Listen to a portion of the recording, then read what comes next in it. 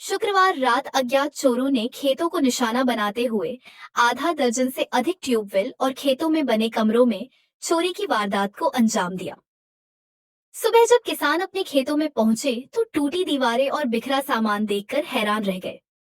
कमरों से gas cylinder, चूल्हा, बर्तन और अन्य कीमती सामान गायब था। ट्यूबवेल के अंदर लगी कॉपर वायर भी काटकर ले जाई गई। चना मिलते ही पटौदी थाना की टीम मौके पर पहुंची और जांच शुरू कर दी। अज्ञात चोरों के खिलाफ मामला दर्ज किया गया है। पुलिस आसपास की सीसीटीवी फुटेज खंगाल रही है और संदिग्धों की तलाश जारी है। ग्रामीणों का कहना है कि क्षेत्र में चोरी की घटनाएं लगातार बढ़ रही हैं, जिससे भय का माहौल बना हुआ है।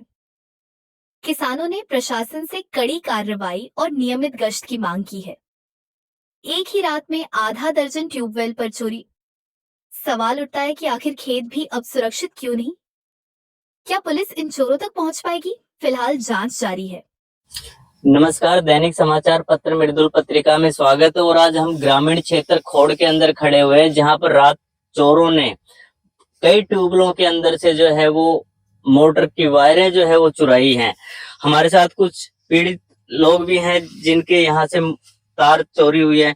नाम जी आपका? मेरा सुरेंद्र नाम है। सुरेंद्र जी, कितने मीटर की है और अगर देखा जाए तो इस एरिया में लगभग कितने लोगों के यहाँ पर चोरी हुई है? लगभग 6 से 7 ट्यूबवेलों की चोरी हुई है और मेरी जो ट्यूबवेल की है वो कम से कम लगभग 80 फुट के आसपास केवल चोरी हो गई है। तो आपने पुलिस को सूचना दी, अब पुलिस कार्रवाई कर रही है? हाँ जी, आए हैं, मौका देखने के लिए आए हैं। अब देखते हैं क्या कार्रवाई करते हैं, क्या नहीं करते उसमें। चलिए, तो जिस प्रकार से सुरेंद्र जी ने बताया कि इनके यहाँ पर जो है वायर चोरी हुई है, हालांकि ये कोई पहली घटना नहीं, इससे पहले भी कुछ और अन्य गांवों में भी चोरी की घटनाएं हुई थी। सर, आपका नाम? टेकचंद जी। टेकचंद जी, जिस प्रकार से ये जो चोरी की वारदातें बढ़ रही है, आप इसको किस नजरिए से देखते हो? ये तो प्रशासन का काम है ना, चोरी रोकना। तो जमींदार तो खेत में रखवाली नहीं कर सकता, हथियार लेके आते हैं। ये 6 ट्यूबवेलों की चोरी हुई आज। सब कम से कम 70-80 फुट डोरी हर एक ट्यूबवेल पे थी। ये जमींदार कहाँ से पूर्ति करेगा? किसी की 100+ है, डबल डोरिया भी है, हर ट्यूबवेल पे डबल डोरी है। धन्यवाद जी। तो जिस प्रकार से इन्होंने बताया कि लगभग 6 के आसपास जो है ट्यूबवेलों पर चोरी हुई है, 80-100 मीटर तक की भी वायर हो सकती है, क्योंकि ये वायर वैसे भी महंगी आती है, मोटर में अंदर जाती है। सरपंच साहब भी हमारे साथ आए हुए हैं। सरपंच साहब, इस तरह की जब घटनाएं घटती हैं तो हम किस नजरिए से देखेंगे इसको? जो आज गांव में जो है ये सूखा नशा इतना चल गया है जी, और ये जो है लगातार तीसरे चौथे दिन जो है खेतों की डोरी टूट रही है, कट रही है, और डोरी से भी काम नहीं चल रहा है। जो कोठड़ी में जो सामान होता है सारा सामान उठा ले जाते हैं। तो प्रशासन ने भी जो है कई बार जो है करा है। एक बार इससे पहले भी जो है लोकरा में जो है टेम्पो भी पकड़वा दिया था, उसमें जो है तेल निकालने के जो है कैन भी रखे हुए थे। वो टेम्पो भी जो है वहां से जो है कैसे जमानत करवा के गया। 7 गांव के लोग वहां पे इकट्ठे हुए थे। पता नहीं क्या चल रहा है क्या नहीं। जब तक गांव में जो है सूखा नशा जो है जब तक रेड नहीं मारेगी हमारी पुलिस, तब तक जो है ये काम होता ही रहेगा जी, काबू में नहीं आओगे। तो सरपंच साहब का कहना है कि जिस प्रकार से आज के समय में ग्रामीण क्षेत्रों के अंदर जो सूखा नशा हो रहा है, उसके अंदर से जो युवा बच्चे हैं वो इस तरह की हरकतों को अंजाम दे रहे हैं। हालांकि ये तो जो पुलिस इन्वेस्टिगेशन करेगी तब पता लगेगा कि कौन इसका जिम्मेवार है। आपके यहाँ भी चोरी हुई है जी? हाँ जी। कितने मीटर? 100 फुट डोरी थी जी।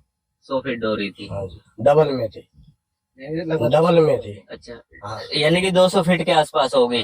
और इसके अलावा जैसे बता रहे हैं कि कुछ तोड़ करके जो है फावड़ी तोड़ रखी, वैसा भी तोड़ रखा है, फावड़ी तोड़ रखी है। कोठड़ी के अंदर जो कोठड़ी के अंदर सामान था वो भी तोड़ फोड़ कर रखी है।